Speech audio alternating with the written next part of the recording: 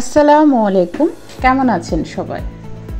সকলের ভালোবাসা দোয়ায় আমিও এবং আমার ফ্যামিলির সবাই আলহামদুলিল্লাহ ভালো আছি।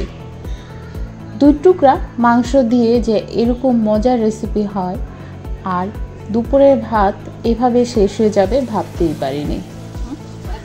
কয়েকদিন টানা মাংস খাওয়ার পর আমার স্বামীকে জিজ্ঞেস করলাম, কি হয়েছে বলো তো? বলল, আর মাংস খেতে ভালো লাগে না। শাশুড়ি মা বলল, একটু ভর্তা বানাও। আমি বললাম, জি মা, ঠিক আছে। এর মধ্যেই ফেসবুকে প্রতিনিয়ত যে পোস্টটা দেখছি মাংস ভর্তা, তোরও ঠিক আছে। মা এসে বলল, কই বৌমা, দেখি পারো কিনা মাংসের ভর্তা বানাইতে। বললাম, ঠিক আছে আম্মা, দেখি পারি কিনা। শাশুড়ি মার জন্য এভাবে 2 টুকরা মাংস নিয়েছি রসুন, শুকনো মরিচ, কাঁচামরিচ, 3টা মিডিয়াম সাইজের পেঁয়াজ। মাংসটাকে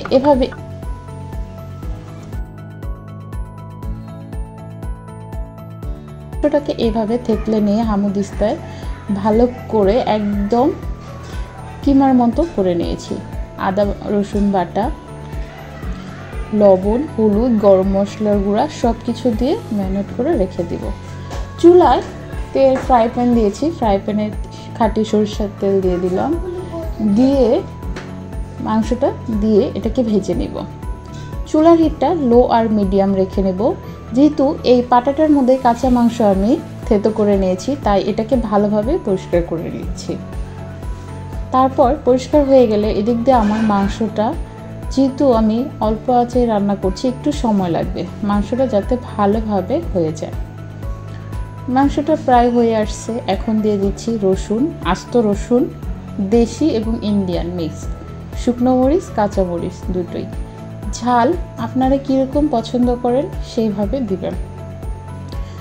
আমার কাছে ভর্তা মানেই ঝাল, ভর্তা ঝাল না হলে ভালো লাগে না।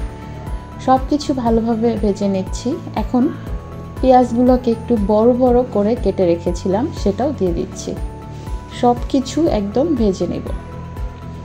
মাংসগুলো প্রায় হয়ে গেছে, মাংসটা আমি তুলে নিচ্ছি। সত্যি 2 টুকরা মাংস দিয়ে এইরকম একটা মজার রেসিপি হয় এবং এত মজার এবং স্বাদ যে সকলে আমরা আলহামদুলিল্লাহ পেট ভরে ভাতটা খেয়েছি এবং পাতিলের ভাতটা দুপুরেই শেষ হয়ে গেছে।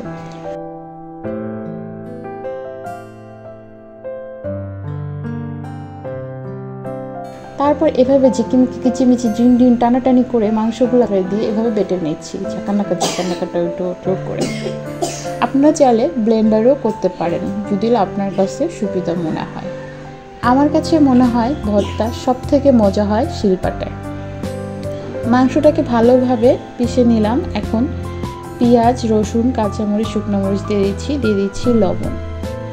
প্রতিটা জিনিস এভাবে ভালোভাবে মিক্স করছি, বেটে নিচ্ছি।